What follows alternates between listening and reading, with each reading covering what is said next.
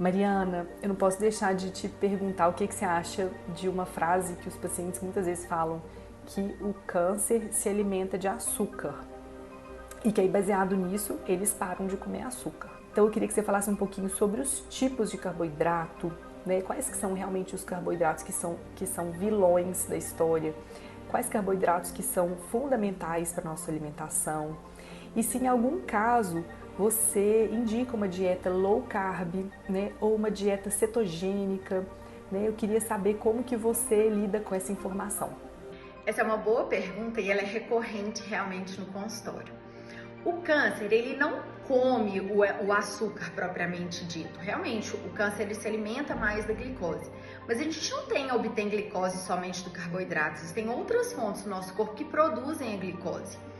Então, realmente é importante evitar açúcar simples, os ultraprocessados. Mas carboidratos complexos, que vêm de fruta, verdura, legume, dos grãos integrais, eles são até benéficos. Então, em relação à dieta low carb, cetogênica, isso não é uma prática muito utilizada na oncologia. Eu, pelo menos, propriamente dito, não gosto muito dessa prática, a não ser pontualmente. Então, os casos são individualizados e precisam realmente ser bem avaliados. Eu queria saber sua opinião sobre o jejum intermitente, onde que você acha que ele é útil, ou se você não acredita, né? Muitas pessoas não acreditam no jejum intermitente, acham que é apenas uma forma de restrição calórica, que não deixa de ser, eu não deixo de respeitar essa opinião. Para mim funciona muito bem. Eu dei um tempo no jejum intermitente porque eu não estava conseguindo ganhar massa muscular, porque treinando e precisa, né, de alimentar com aporte proteico, que é muito difícil quando você encurta a janela de alimentação. Mas eu acho uma forma bem interessante. Então vamos lá, o que você acha do jejum intermitente? Você indica para alguém? Você se posiciona como? O jejum intermitente ele realmente ganhou muita evidência nos últimos anos, mas a gente tem que entender que na nutrição existem estratégias nutricionais. O jejum intermitente ele tá ali, tem estudos mostrando realmente benefício na redução calórica, no controle da insulina, no controle metabólico, isso sim realmente, mas na oncologia eu não costumo utilizar o jejum intermitente.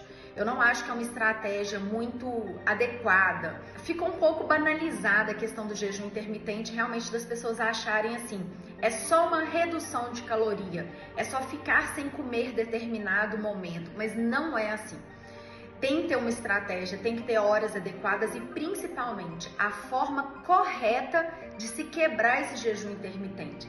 Se você quebrar esse jejum com uma carga calórica de carboidrato muito grande, não vai adiantar. É importante ter um controle, uma quebra do jejum de equilíbrio, proteína, carboidrato e lipídio. E quem vai te ajudar a entender melhor e te indicar como fazer isso realmente é uma nutricionista.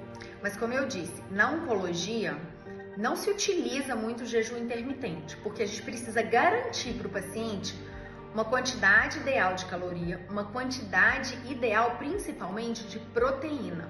Então tem que ter muita cautela para utilizar jejum intermitente durante o tratamento oncológico.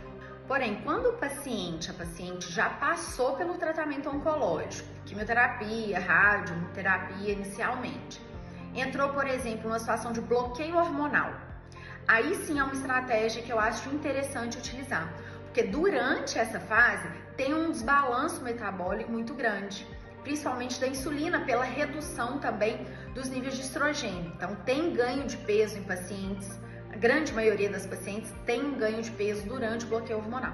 Então sim, a partir daí, nessa fase, é uma estratégia a se pensar do jejum intermitente. Tem um assunto que tem me interessado demais e eu tenho estudado muito, que é a microbiota intestinal. A partir do momento que a gente olha para a microbiota intestinal e entende esse mecanismo tão ligado dos produtos que são produzidos ali pela microbiota, né, que é uma flora composta de trilhões de micro-organismos, bactérias, vírus, protozoários, e como isso está relacionado com a nossa saúde de forma geral, a nossa saúde emocional, a nossa imunidade. E mais recentemente, nós podemos traçar uma relação entre a microbiota intestinal e a resposta aos tratamentos oncológicos, especialmente os pacientes que estão fazendo imunoterapia. E tem vários estudos já em andamento com probióticos, prebióticos, dietas, formas de dietas mediterrânea, cetogênica, jejum, ali para tentar modular a microbiota. Então eu vejo que esse é um assunto muito importante, muito atual e que as pessoas ainda estão começando a aprender. Me fala o que você pensa, como que você aborda essa questão da microbiota, se é o seu hábito passar probiótico, prebiótico, o que você pensa disso? A microbiota, ela realmente é um campo fascinante na nutrição e na oncologia.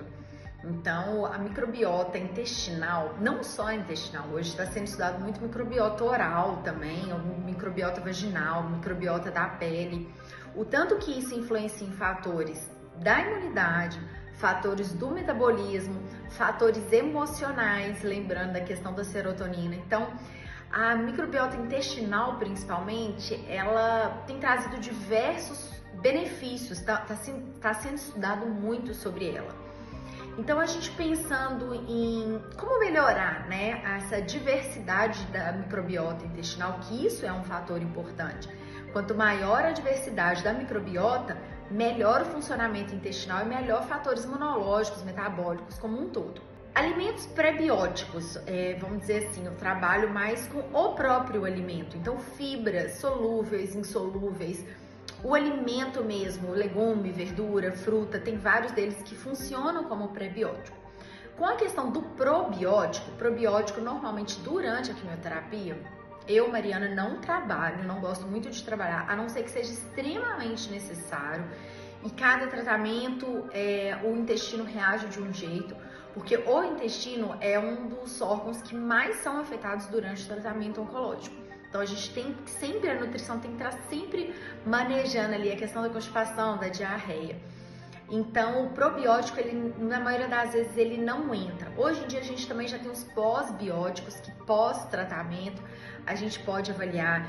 Tem os estudos de metabolômica para a gente saber o que está sendo produzido realmente por aquelas bactérias que estão no nosso intestino. Então, quanto mais a gente cuida do nosso intestino, melhor fica o funcionamento do nosso corpo como um todo. E a imunoterapia, ela entra nessa questão também. Porque se você tem uma microbiota mais diversificada, melhora o nosso sistema imunológico e melhora a resposta da imunoterapia. Então, estão sendo feitos diversos estudos realmente e eu vejo um futuro gigantesco da microbiota ajudando realmente no tratamento oncológico.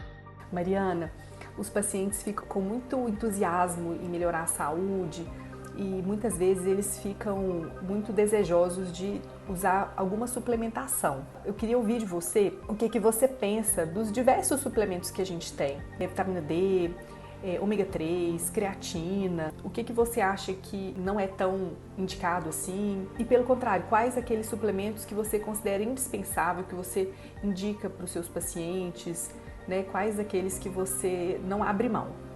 Realmente essa questão da suplementação, muitos pacientes trazem para mim no consultório achando que suplementar vai resolver todos os problemas, mas não é assim.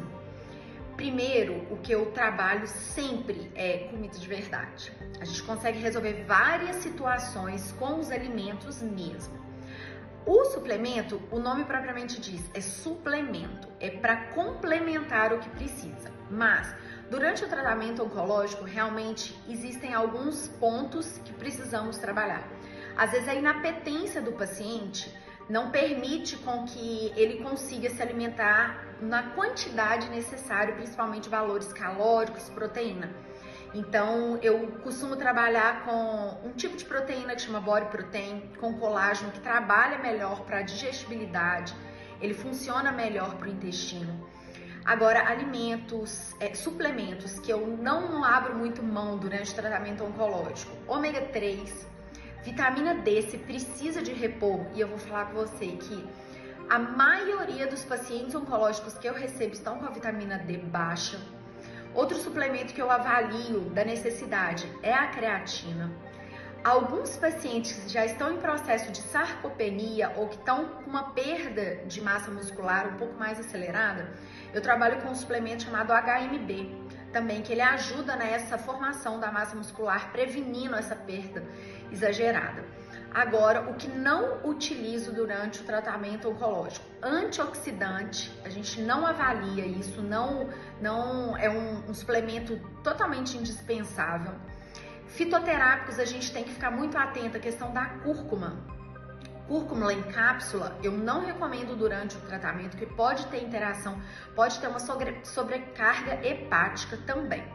Então, tudo, mais uma vez, é individualizado e precisa ser avaliado de acordo com o paciente e de acordo com o tipo de tratamento que está sendo realizado.